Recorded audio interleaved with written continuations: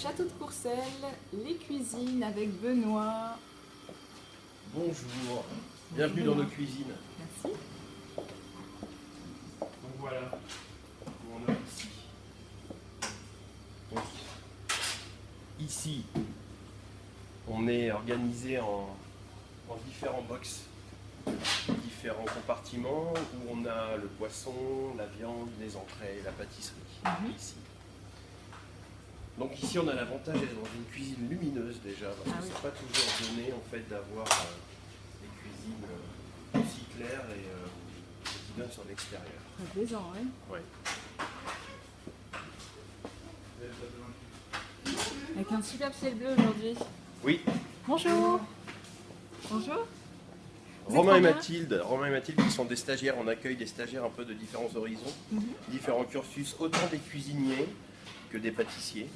Alors nous, en pâtisserie, nous sommes 4 à l'année, dont un apprenti. Ouais. Et on accueille donc des stagiaires de différents horizons et cursus scolaires qui peut garnir et compléter notre équipe à raison de 7 pâtissiers au maximum. On n'a pas une grosse structure en pâtisserie. On a la partie ici, que vous pouvez voir, où on produit essentiellement pour le restaurant et pour tout ce qui est miniardise.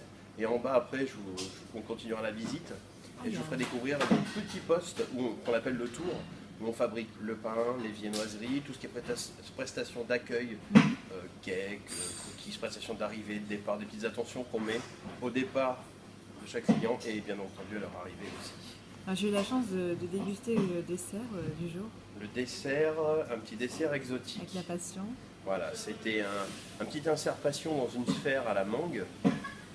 Tout ça enrobé dans un petit chocolat blanc craquant. Délicieux. Voilà. Déposé ensuite sur un petit croustillant à la cacahuète, parce que j'adore la cacahuète avec les fruits exotiques. Ça se marie très bien, ça fait très bien. Ça fait face en fait à l'acidité du fruit de la passion. Et un petit crème passion en dessous pour retrouver encore une texture un peu différente. Je vous recommande vivement. C'est gentil. Vous voulez voir en bas? Oui. Allez, je vais vous montrer en bas. Descendons. Je vous a tombé. Oui, merci.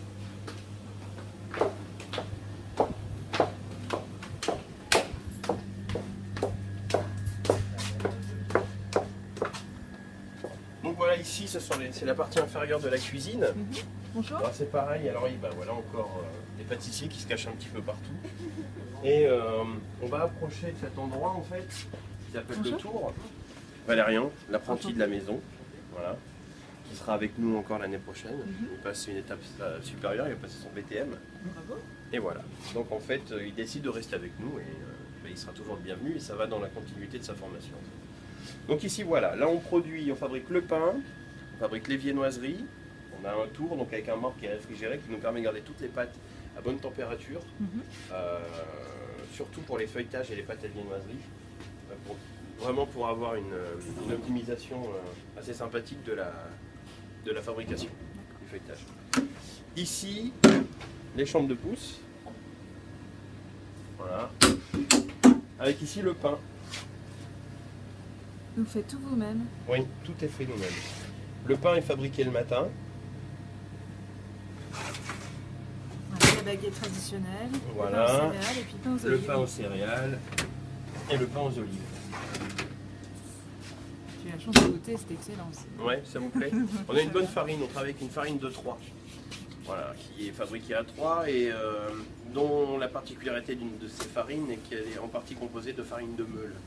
Et pour nous c'est important parce que la farine de meule va garder le germe du blé. Le germe du blé en fait contient toutes les richesses gustatives et nutritives du grain de blé. Et en fait ça donne naissance à des farines brutes, assez riches, jaunes presque grasses en fait, qui sont très très aromatiques. Évidemment pour le pain c'est l'idéal. Bravo. Voilà. Donc voilà, ici jusqu'au bout en fait on est capable de pimenter de différentes façons. On a de la légumerie, on a ici les économas et dans le fond toute la partie pour le personnel. Ah oui. Et combien de personnes alors travaillent dans la cuisine? Dans la cuisine, ils sont 8 ans en cuisine et nous sommes donc 4, ce qui fait un total de 12 personnes pour faire fonctionner la cuisine, avec aucun jour de fermeture.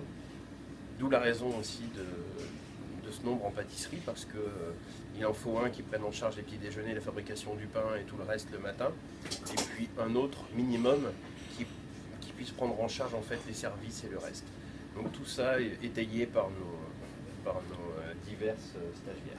Donc on rappelle que ça fait 12 ans que vous êtes au château de Courcelles. 12 ans que je suis ici, oui. Alors Après un parcours un petit peu atypique, ouais. c'est pas du tout mon métier, je suis autodidacte en pâtisserie. D'accord, J'ai bravo. passé un bac scientifique et j'ai fait d'autres expériences avant et, Mhm. et ça a été une vraie révélation vers 25 ans quand j'ai pu intégrer en fait au départ une école de cuisine l'AFPA à Orléans qui était assez sympathique, une formation intense sur 8 mois avec beaucoup de laboratoires et puis une petite formation en pâtisserie sympathique qui permet d'avoir des bases. Bases qui m'ont bien servi à Londres parce que je suis parti à Londres juste après cette expérience scolaire. Et à Londres, j'ai vite intégré en fait une pâtisserie parce que le côté artistique un petit peu de la pâtisserie m'a tout de suite intéressé avec l'architecture des assiettes et puis ensuite tout ce qui est pièces en chocolat, pièces en sucre, où on peut laisser libre cours un peu à son imagination et voilà. Donc ça m'a vite attiré. Et à Londres, j'ai eu la chance d'intégrer une pâtisserie de Palace où j'ai pu en fait passer poste par poste. Et puis c'est comme ça que ça a commencé, le virus de la pâtisserie. Alors, on rappelle Benoît donc Wiesbeck, que vous avez été aussi membre du jury du Mondial des Arts Sucrés. En fait, c'est pas le jury, c'était au départ, j'ai été invité par le chef pâtissier de l'Élysée à la sélection en fait de l'équipe de France qui allait participer en fait à ce Mondial des Arts Sucrés. Mhm. Et puis l'aventure a continué. On m'a proposé de les accompagner un peu au niveau du dessert à l'assiette parce qu'ils ont plusieurs choses à produire. Il y a une pièce en chocolat, une pièce en sucre. On a un dessert à l'assiette. Il y avait une tarte revisitée cette année. On avait aussi donc le dessert à l'assiette, ça je lui en ai déjà parlé. Les bonbons au chocolat. Voilà, donc on a fait un peu le tour. Et donc moi sur le dessert à l'assiette, je les ai un peu accompagnés pour les guider, pour leur donner un petit peu des idées. Donc j'étais pas seul, hein. J'ai travaillé avec Claire Etzler, avec Régis Ferret, le chef pâtissier de l'Élysée, Christian Gillet aussi, qui est un très bon professionnel, qui est enseignant et qui se prépare à passer le MOF en boulangerie parce que c'est vraiment une de ses passions. Et d'autres, il y avait aussi Nicolas Cloiseau de la Maison du Chocolat, qui lui intervenait dans sa spécialité, l'artistique chocolat.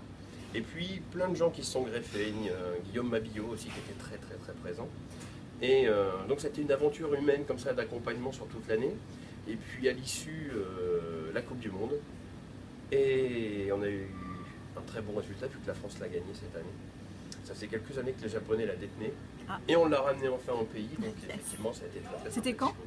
C'était le 8, 9, 10, 11 mars dernier. Ah oui, donc c'est très Voilà. récent. Hein. Oui, c'est très récent. Voilà. Vive la France. Ouais, vive la France, ouais, c'était sympathique. Et puis la particularité de ce mondial, c'est que c'est obligatoirement une équipe mixte, un garçon, une fille. Ah, Chaque binôme doit être mixte, obligatoirement.